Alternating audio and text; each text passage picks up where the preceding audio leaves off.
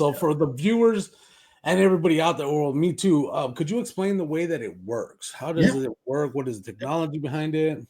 Yeah, definitely. So it's really interesting because it's a modified atmospheric packaging, and not to geek out too much, but all of us have experienced that. If you've ever gone to the grocery store and bought ready-made salad, a lot of people assume that that ready-made salad, in order for the lettuce to stay crisp and the radish and the carrots and the celery to remain crunchy, a lot of people assume that they flush it with a noble gas like nitrogen or argon, which is something they do in the chips, right? They actually inject that in the chips to keep them fresh, and then also to inflate the bag to protect them from breaking.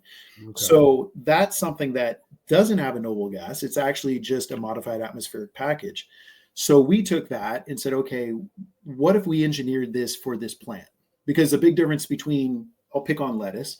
Lettuce is over 95% water. Only 5% is actual plant tissue or biomass. So that is the technology that they incorporate into that packaging so that it would maintain this much higher moisture content. Whereas, because it sounds like you know a lot, Sly, like anything over 65% RH is a danger zone, or 14.5% moisture content, right? Depending on which Yes. way you measure bound or free water.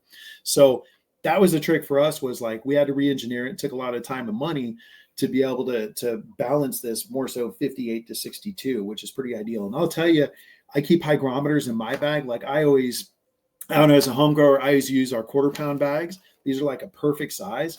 I'll put a hygrometer, and they have a clear bottom, which is kind of nice. So this one not, but in this batch, I have a bag with one. So I'll put a hygrometer on the bottom, and then I just pick it up. Mine always hang right about 59% relative humidity.